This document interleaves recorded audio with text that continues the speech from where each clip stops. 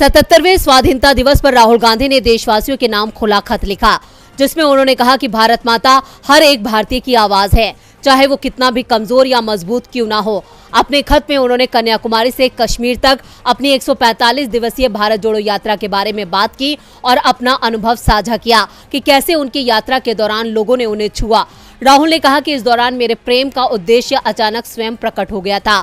मेरी प्यारी भारत माता कोई भूमि नहीं थी, ये विचारों का समूह नहीं था, ये कोई विशेष संस्कृति, इतिहास या धर्म नहीं था, न ही ये वो जाति थी जिसके लोगों को सौंपा गया। भारत माता हर एक भारतीय की आवाज थी, चाहे वो कितना भी कमजोर या मजबूत क्यों ना हो। भारत सभी आवाजों के अंदर छिपी खुशी, डर और दर्द था।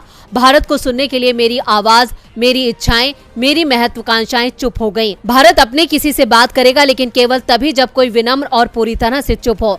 मैं नदी में उस चीज की तलाश कर रहा था जो केवल समुद्र में ही मिल सकती थी। राहुल गांधी ने फारसी कवि रूमी को उद्धृत करते हुए कहा, अगर शब्द दिल से आते हैं तो वो दिल में प्रवेश करेंगे। इस दौरान राहुल गांधी ने यात्रा के दौरान अपने घुटने में दर्द की बात कही। कहा, जब भी मैं रुकने के बारे में सोचता, कोई ना कोई आता और उन्हें जारी रखने की ऊर्जा उपहार में दे जाता।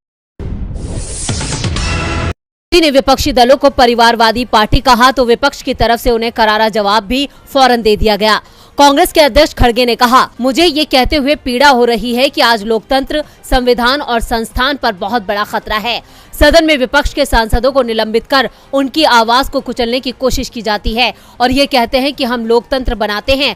भारत में 140 करोड़ लोग समर्पित हैं, लेकिन सदन में जब मैं अपनी बात करने के लिए उठता हूं तो माइक बंद कर दिया जाता है। तो वहीं पश्चिम बंगाल की सीएम ममता बनर्जी ने टीएमसी की ओर से आयोजित स्वतंत्रता पूर्व कार्यक्रम में मोदी पर हमला बोलते हुए कहा, 15 अगस्त पर लाल किले की प्राचीर से पीएम मोदी का भाषण उनका आखिरी संबोधन होगा।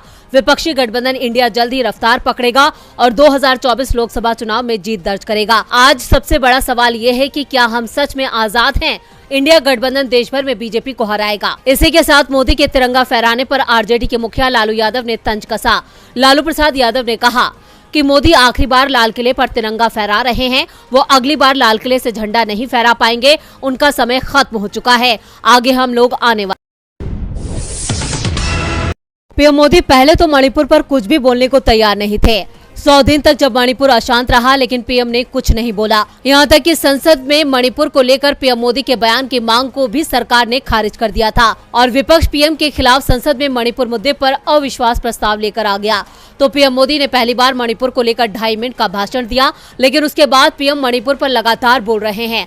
साफ है कि पीएम मोदी दबाव में दिखाई दे रहे हैं। पीएम मोदी ने अब दावा किया है कि मणिपुर से लगातार कुछ दिनों से शांति की खबरें आ रही हैं और पीएम के इसी दावे पर मणिपुर कांग्रेस ने उन्हें घेर लिया है।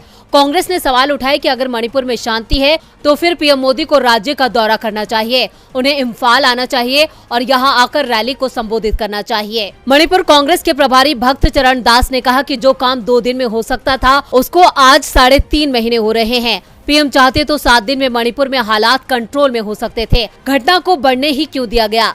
कांग्रेस नेता ने कहा कि पीएम अगर कह रहे हैं कि वहां शांति बहाल हो गई है तो कांग्रेस उनसे अनुरोध कर रही है कि लाल किले से भाषण देने की जगह मणिपुर की धरती इम्फाल से खड़े होकर भाषण दे, चुरा चांदपुर जाएं, वहां के लोगों के बीच खड़े होकर भाषण दे। अगर पीएम मणिपुर जाते हैं तब समझेंगे कि देश के प्रधानमंत्री गए तो वहां शांति है, अगर नहीं जा रहे हैं तो फिर पीएम जनता को गुमराह ना करें।